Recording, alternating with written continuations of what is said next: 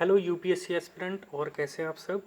उम्मीद है सब बहुत अच्छा होगा। आप सबका पढ़ाई लिखाई सब बहुत बढ़िया चल रही होगी दोस्तों। चलिए आज हम आदिकाल शुरू करने वाले हैं दोस्त। ये देखिए, इसके पहले एक बात आप सभी को ध्यान में रखना है यार। इसके पहले जो हम लोग ख़त्म किए हैं जितने लेक्चर, उसका मैंने पीडीएफ आपको टेलीग्राम चैनल पे भेज दिया। आप सब वहाँ से जाके डाउनलोड कर सकते हैं, या टेलीग्राम चैनल पे जाइएगा, वहाँ सर्च कीजिएगा ऑल अबाउट सिविल सर्विसेज, आपको चैनल मिल जाएगा, ज्वाइन कर लीजिए और एक बार उसको देखिए, है ना। और इतना कहूँगा कि यार जो वीडियो इसके पहले हिंदी लिटरेचर का पढ़ा है ना, एक बार उसको आप बस देख लीजिएगा, उसके बाद नोट्स पढ़िएगा, फिर आप कंपैरिजन कराइएगा, तो आपकी अंडरस्टैंडिंग जो है वो बहुत हाई लेवल चली जाएगी, इतना मैं कहता हूँ। ठीक है, एक बार इसको करना। ठीक दोस्त, चलिए आज हम लोग शुरू करने वाले हैं आदिकाल कि आदिकाल क्या है, और इसके बारे में पूरी डिटेल में बात करेंगे। चलिए देखते हैं कि आदिकाल है क्या। देखिए, आदिकाल का जो नामकरण दिया गया था वो किसने दिया था, ये आप भी जानते हैं। उसके बाद द्विवेदी जी ने दिया था, और उन्होंने इसका जो समय निर्धारण किया था वो 1000 ईस्वी से 1400 ईस्वी के बीच में। इसके बाद देखिए, हमें एग्जैक्टली समझना ये है दोस्तों कि आदिकाल का जो टोटल पढ़ना क्या है हमें आदिकाल में, है ना। कि मतलब जो भी डायमेंशंस हैं, इतना कितना से लेके कितना तक इसकी परिधि है, और किन किन टॉपिक्स को हमें आदिकाल में कवर करना है। अगर ये हम अच्छे से समझ जाएंगे तो होता क्या है कि सिलेबस थोड़ा सा बोझिल कम लगता है। तो चलिए देखते हैं आदिकाल में। देखिए, सबसे पहले धार्मिक साहित्य ये कंप्लीट करना है हमें। उसके बाद राशो काव्य, फिर लौकिक काव्य। ये 3 मुख्य काव्य हैं जिन्हें हमें पढ़ना है, मतलब 3 साहित्य हैं। जिसमें धार्मिक साहित्य की बात करें दोस्तों, तो धार्मिक धर्म से रिलेटेड होगा, जिससे बौद्ध, शैव, जैन और अन्य, है ना। तो ये 4 हैं।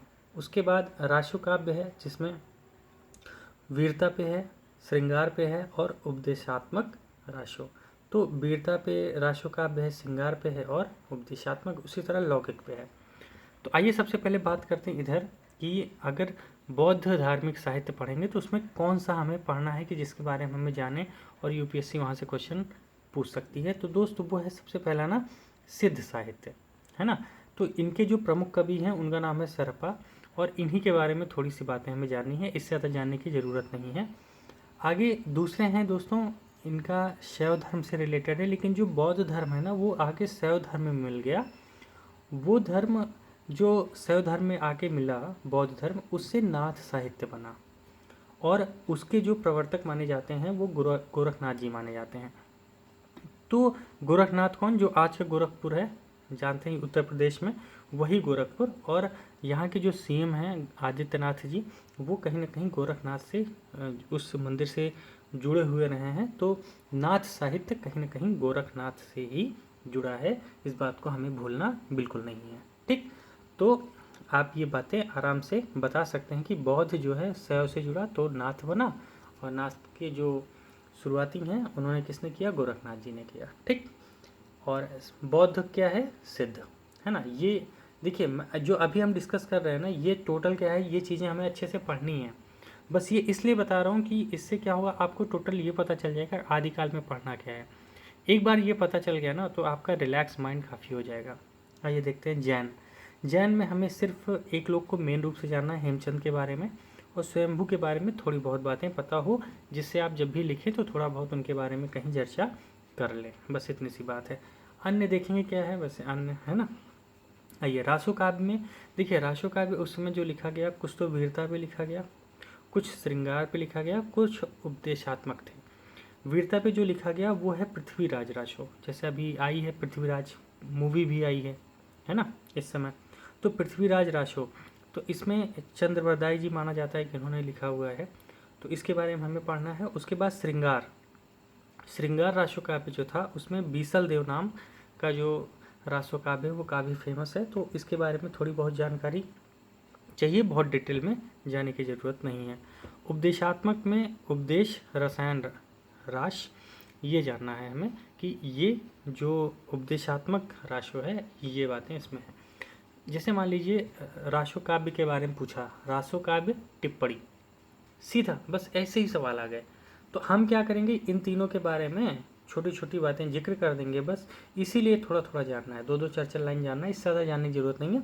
हाँ, पृथ्वीराज पे एक बड़ा सवाल आ सकता है तो इसके बारे में थोड़ा डिटेल में जान लेंगे। ठीक है, आइए देखिए, जो ये लौकिक काव्य है, लौकिक काव्य में 2 लोगों को पढ़ना है, एक विद्यापति और दूसरे अमीर खुसरो। ठीक है, इन्हीं 2 लोगों को हमें पढ़ना है। तो दोस्तों ये टोटल जो था ना, ये हमारा क्या था कि आदिकाल में हमें क्या पढ़ना है, ये टोटल बातें यहाँ पे थी। ठीक, अब हमें क्या करना है, अब हमें ये जानना है कि जो आदिकाल है उसकी प्रवृत्ति क्या है, कि आदिकाल में उस समय क्या स्थितियाँ थी। देखिए, अगर कहीं ना किसी काल की प्रवृत्ति की बात करें तो साहित्य में 3 चीज़ों की दृष्टि इम्पॉर्टेंट है, कि उस समय राजनीतिक स्थिति क्या थी, उस समय की सामाजिक स्थिति क्या थी, और दर्शन की दृष्टि से क्या महत्व था उस समय का। तो देखिए, अगर राजनीतिक स्थिति की बात करें उस समय की, तो हम जानते हैं हर्षवर्धन काल के बाद भारत में मुगल तक कोई भी केंद्रीय शासन नहीं था। तो केंद्रीय शासन नहीं था, उसका अभाव था। छोटे छोटे राजवंश की शुरुआत हो रही थी, जैसे तोमर, चौहान, परमार आदि। और ये क्या थे कि ये आपस में युद्ध करते थे, है ना, कभी ज़मीन के लिए तो कभी स्त्री के लिए। तो ये बातें ध्यान रखनी है कि राजनीति जो उस समय थी या राजनीतिक पृष्ठभूमि थी आदिकाल की, वो कैसी थी। उसके बाद इस्लाम का आगमन होता है, मतलब इस्लाम का आगमन हो चुका था, ऐसा उस समय की राजनीतिक परिस्थितियाँ थीं। सामाजिक परिस्थितियाँ कैसी थीं, सामंतवाद का बोलबाला था, सीधी सी बात है। राजा और किसान के बीच में बहुत ज़्यादा दूरी थी। अच्छा, दूरी किस लिए थी, क्योंकि कोई केंद्रीय सत्ता था ही नहीं, जो राजा थे वो आपस में ही लड़ते रहते थे, ज़्यादातर ज़मीन के लिए या फिर स्त्री के लिए। इसलिए होता क्या था कि जो किसान था, क्योंकि सामाजिक उनको मतलब ज़्यादा था नहीं राजाओं को, इसलिए किसान से बहुत ज़्यादा दूरियाँ उनकी थी। उस समय कृषि प्रधान जो भी अर्थशास्त्री थे, मतलब अर्थशास्त्र था, वो पूरी तरह से कृषि पर डिपेंड रहता था। और धर्म का आडंबर बहुत ज़्यादा था, किसी भी धर्म में हो, चाहे वो बौद्ध हो, जैन हो, है ना, कोई भी धर्म था, वो बहुत तेज़ी से आडंबरों से एकदम पीड़ित हो रहा था। आगे बात करते हैं दोस्तों, दर्शन की दृष्टि से महत्वपूर्ण है, जैसे शंकराचार्य, रामानुजन या वल्लभाचार्य, ये इन्हीं का समय है। और इन्होंने 1000 से लेकर 1400 की देखेंगे, तो सबसे पहले ये है, फिर ये है, फिर ये है, इस हिसाब से इनका आगमन हुआ है। तो इन्होंने अपने अपने दर्शन दिए, ये भी कहीं ना कहीं आदिकाल में महत्वपूर्ण हो जाता है। तो देखिए, इसका मतलब क्या हुआ, जब कभी हमसे आदिकाल की प्रवृत्तियाँ टिप्पणी, 2008 का क्वेश्चन है यूपीएससी का, सिर्फ यही सवाल आया था, आदिकाल की प्रवृत्तियाँ टिप्पणी, बस 10 नंबर का सवाल था।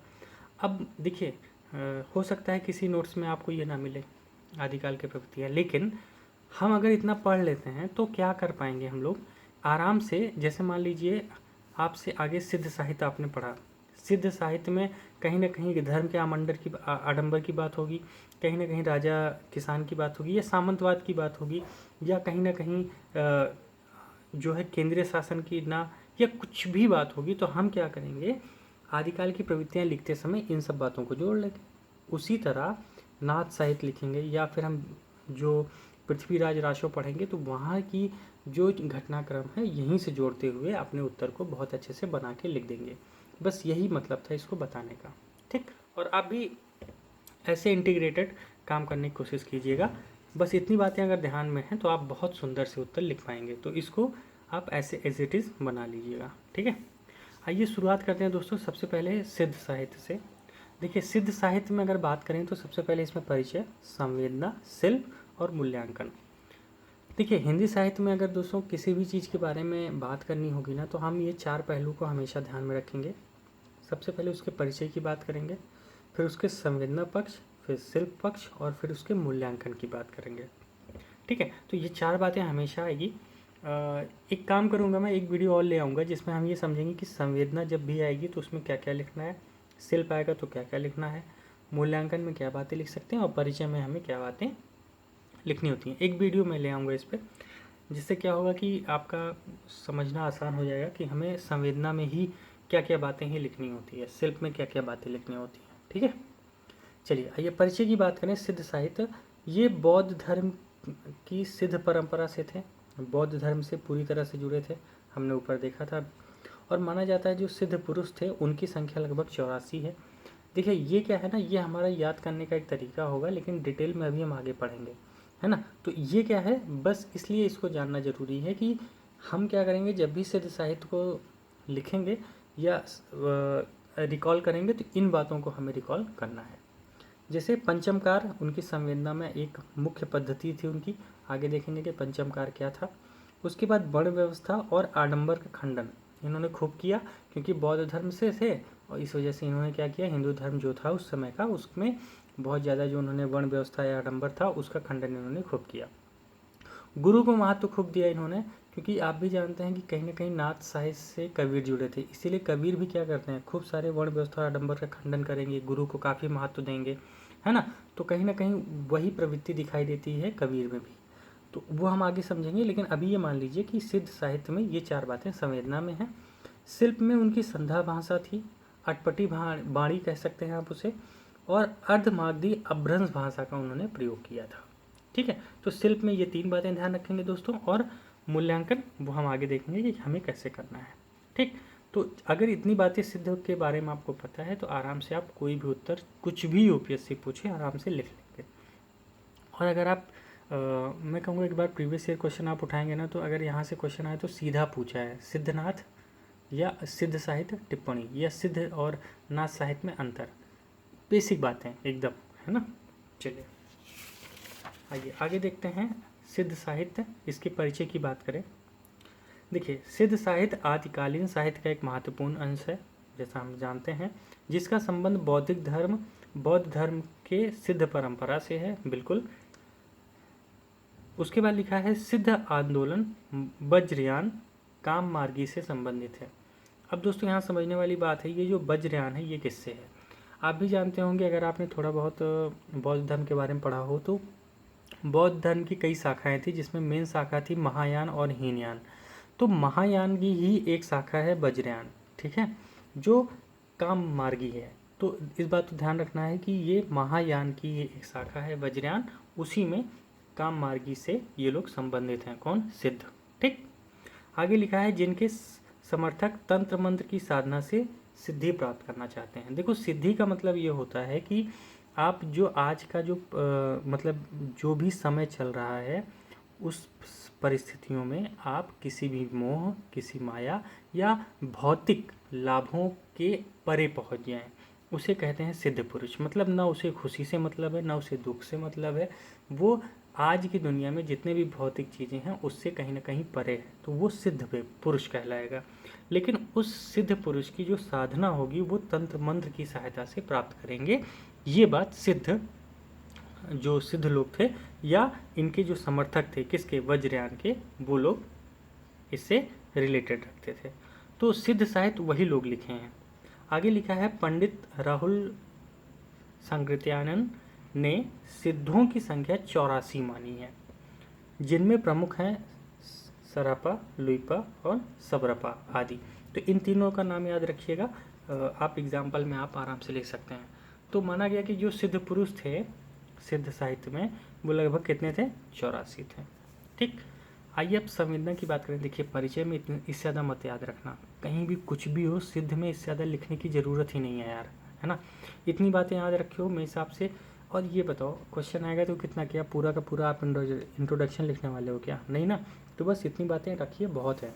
आइए संवेदना की तरफ आगे बढ़ते हैं। लिखा है सिद्धों ने अपनी धार्मिक सांप्रदायिक मान्यताओं को अपने साहित्य के माध्यम से व्यक्त किया।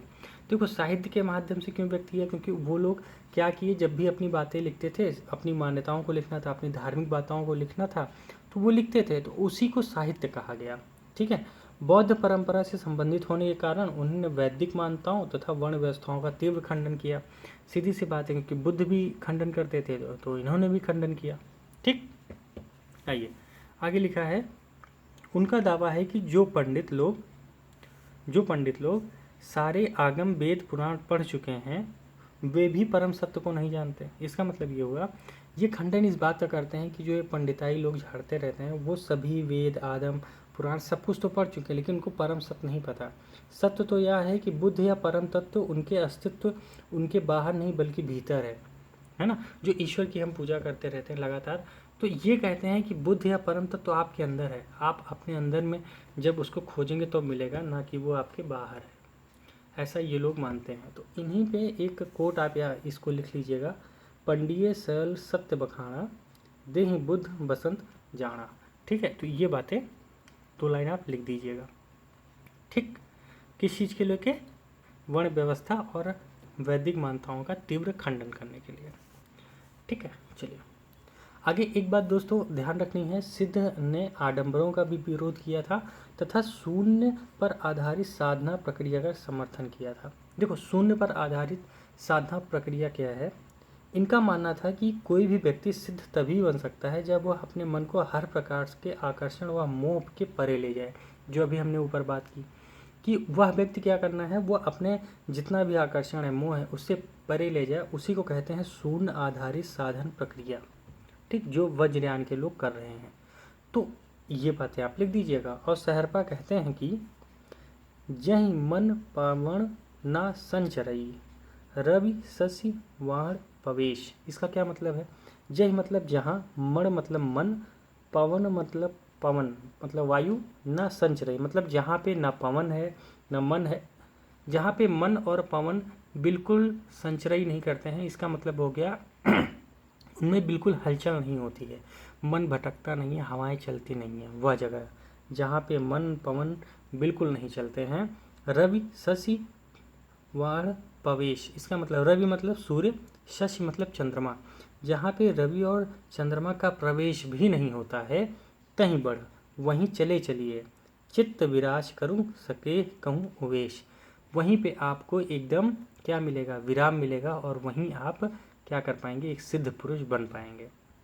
ऐसा किसने कहा? सरपा ने। तो बस ये कोट आप याद रखिएगा। और सिद्ध साहित्य में यही 2 कोट आपको याद रखने, एग्जाम में यही दोनों यूज करने हैं, ईजी हैं इसीलिए मैंने उठाया है। ठीक है, चलिए आगे दोस्तों लिखा है, सिद्धों ने साधना मार्ग के रूप में पंचमकार पद्धति को स्वीकार किया। जैसे कि हमने वहाँ देखा था संवेदना पक्ष में, याद करिए, है ना, पंचमकार। देखिए पंचमकार पद्धति क्या है? पंचमकार का अर्थ होता है 5 चीज़ें। कौन कौन सी? मत्स्य, मदिरा, मांस, मुद्रा और मैथुन, है ना। ये जो 5 चीज़ें हैं दोस्तों, इनकी मान्यता की कि सुखों को चरम स्तर तक भोग कर ही मन की ऐसी अवस्था में लाया जा सकता है जहां वह सभी आकर्षणों से मुक्त हो। मतलब उन्होंने कहा यार देखो, जितना मत्स्य खाना खा लो, मदिरा जितनी पीनी है पी लो, मांस, मुद्रा, मैथुन मतलब सेक्स जितना करना है कर लो, सुखों के चरम स्तर पर भोग कर लो, इतना कर लो कि तुम्हारा मन ही उससे टूट जाए, है ना। तो ऐसी अवस्था में लाया जा सकता है, तभी आकर्षण से मुक्त होगे। अब इसकी गारंटी है कोई क्या कि अभी आपने इन सब चीज़ों को इतना कर लिया कि आपको लगता है ये सब अब नगण्य है, लेकिन हो सकता है कुछ समय बाद फिर आपका मन यही लगे, तो हो सकता है आप ना जाओ, लेकिन ठीक है ना। ऐसा इन लोग का मानना था सिद्धों का कि ये 5 चीज़ें आप इतना उसका चरम भोग कर लीजिए कि इनके आकर्षणों से आप मुक्त हो जाओ। ये होता है पंचमकार। ठीक, इस बात को ध्यान रखिएगा। इन्होंने गुरु को अत्यधिक महत्व दिया, क्योंकि सतगुरु के माध्यम से ही वास्तविक ज्ञान प्राप्त होता है। देखिए गुरु को महत्व इसलिए दिया है क्योंकि होता क्या था कि जितने भी ये सिद्ध पुरुष होते थे, ये किसी न किसी गुरु के अंदर ही रहते थे, और एक मठ होता था, मठ का गुरु होता था, गुरु ही सबको शिक्षा देता था। तो ये प्रणाली आगे बढ़ती गई। तो ये इन्होंने क्या किया, गुरु को बहुत ज़्यादा महत्व दिया, जिससे उन्होंने ये माना कि गुरु के माध्यम से वास्तविक ज्ञान प्राप्त किया जा सकता है, अकेले आप कोई ज्ञान प्राप्त नहीं कर सकते हैं। इस बात को ध्यान रखिएगा, ठीक है। तो ये टोटल हमने आज संवेदना पक्ष सिद्ध साहित्य के बारे में ख़त्म किया दोस्तों। इसके बाद शिल्प और इसके में हम अगले वीडियो में देखेंगे, और उसके बाद नाथ साहित्य के बारे में भी हम वहीं पे चर्चा करेंगे, ठीक है। तो तब तक के लिए आप सभी का बहुत बहुत धन्यवाद जुड़े रहने के लिए। अगर वीडियो पसंद आई दोस्तों, लाइक कर लीजिए, चैनल सब्सक्राइब कर लीजिए, और हाँ बिल्कुल ना भूलिएगा टेलीग्राम चैनल को, जिससे वहाँ पे आपको अपडेट मिलता रहेगा रेगुलर, ठीक है। चलिए, थैंक यू सो मच दोस्तों, ऑल द बेस्ट।